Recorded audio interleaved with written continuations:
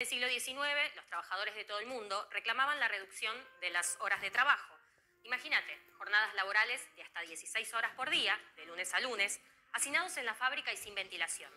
Todo por un sueldo miserable. Y encima, como ves, las mujeres y los niños trabajaban a la par que los varones, pero ganaban la mitad. Los niños eran usados para destrabar las máquinas, porque tenían manos chiquitas que podían meterse en el hueco de las máquinas y así poder arreglarlas. Entonces el patrón no gastaba plata. Así de brutal es el capitalismo. El 1 de mayo de 1886, en varios lugares de Estados Unidos, se organizó una gran huelga que juntó a 350.000 trabajadores en la calle.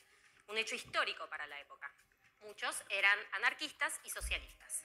En Chicago estuvo la huelga más impactante, porque participaron 40.000 trabajadores con todos los transportes parados y había piquetes por todos lados. Los empresarios bajaron hasta las horas de trabajo para evitar que se sumen al paro unas 45.000 personas más. La policía atacó a balazos las movilizaciones durante ese día y los siguientes. El día 3 mataron a 2 trabajadores en la huelga de la fábrica McCormick, que estaba en conflicto por despidos. Y el cuarto día reprimieron un mitin pacífico. Cuando comenzó a dispersarse, estalló una bomba donde estaban los policías que dejó muertos y heridos. Sin ningún tipo de pruebas, el gobierno acusó a 8 trabajadores, en su mayoría anarquistas, como autores del atentado. El juicio fue una completa farsa, que terminó con la pena de muerte para 5 de ellos, 2 a cadena perpetua y 1 a 15 años de prisión. George Engels, uno de los condenados, dijo unas últimas palabras en su alegato para denunciar la explotación capitalista. Escuchemos un fragmento. No combato individualmente a los capitalistas, combato al sistema que produce sus privilegios. Mi más ardiente deseo es que los trabajadores sepan quiénes son sus enemigos y quiénes son sus amigos.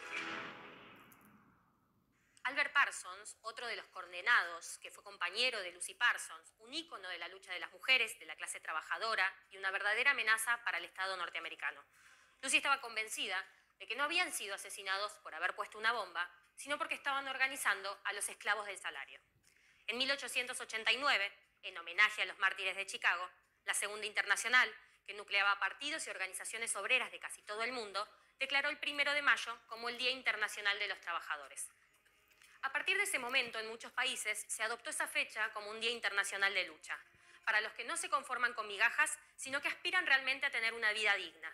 Muy distinto al día festivo de descanso que nos quieren vender desde hace décadas los gobiernos, los empresarios y la burocracia sindical. ¿Cuántas horas por día trabajas? Hoy, gracias si trabajas 8 horas. La mayoría trabaja entre 9 y 12 horas, si tomamos en cuenta las reglas modernas como las horas extra. Durante los últimos 100 años, la tecnología avanzó muchísimo más que en 10 siglos de historia. ¿Por qué tenemos que trabajar tanto? Luchamos por una vida que merezca ser vivida, porque nuestras vidas valen muchísimo más que las ganancias.